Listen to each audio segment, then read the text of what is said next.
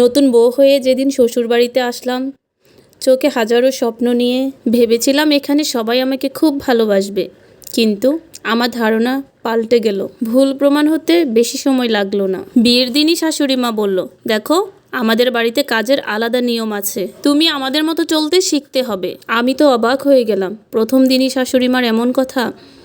তারপরে কয়েকদিন কেটে গেল। প্রথম আমি চুপ করে থাকতাম, আমাকে যা বলতো কিচ্ছু বলতাম না, শুধু শুনতাম। কিন্তু যতই সময় যাচ্ছিল ততই কষ্ট বাড়ছে আমার। সকাল থেকে রাত পর্যন্ত কাজ করতাম, তারপরেও শাশুড়ির চোখে আমার কোনো কাজই ঠিক লাগতো না। একদিন রান্নাঘরে কাজ করতে গিয়ে আমার হাত অনেকটা পুড়ে গেল। রান্নাঘরের এক কোণে বসে প্রচণ্ড কান্না করছি। অনেকটা সময় ধরে রান্নাঘরে বসে বসে কান্না করছি, কিন্তু তারপরেও কেউ আমার একটু খোঁজ নিল না।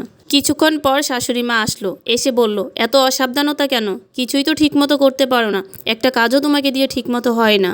বুক ভরা কষ্ট নিয়ে এক কোণে বসেছিলাম আর ভাবছি, আমি কি সত্যিই এত খারাপ মেয়ে? আমাকে কেন কেউ দেখতে পারে না এই বাড়িতে? আমার স্বামী অফিস থেকে এসে শাশুড়ির কথায় কান দিতে ব্যস্ত। শাশুড়ি যা বলতো ওনার ছেলে তাই বিশ্বাস করত। আমি কিছু বলতে গেলেই আমার স্বামী আমার সাথে রাগারাগি করতো। তার মায়ের নামে তো তার কাছে কিছুই বলা যায় না। আমার স্বামী বলতো, আমার মা যা বলবে তাই ঠিক, তুমি একটু মানিয়ে নাও। এত ছোটোখাটো ব্যাপারে সমস্যা করো না, সব ব্যাপারেই তোমার সমস্যা। আমি ভিতরে ভিতরে প্রচণ্ড ভেঙে পড়ছি। কারোর সাথে শেয়ার করব সেরকমও কোনো মানুষ ছিল না। একদিন শাশুড়ি মা হঠাৎ করে অসুস্থ হয়ে পড়ল। তাকে হসপিটালে নিয়ে গেল, ডাক্তার দেখালো, অনেক পরীক্ষা নিরীক্ষা করলো। তারপরে ধরা পড়ল তার হার্টে সমস্যা হয়েছে। রাতে মায়ের ঘরে গেলাম, গিয়ে দেখি উনি ঘুমাচ্ছে না, বসে আছে। আমি গিয়ে তাকে পানি খাইয়ে দিলাম, ওষুধ খাইয়ে দিলাম। তারপর বসে বসে তার পা টিপে দিলাম। মাকে বললাম, আপনি শুয়ে পড়েন, আমি একটু পাটা টিপে দিই, আপনার ঘুম পাবে, ভালো লাগবে। এইভাবে প্রতিদিন শাশুড়ি মায়ের সেবা যত্ন করতাম। রাতে ঘুমানোর আগ পর্যন্ত তার পা টিপে দিতাম, ওষুধ খাইয়ে দিতাম, তার পাশে বসে থাকতাম।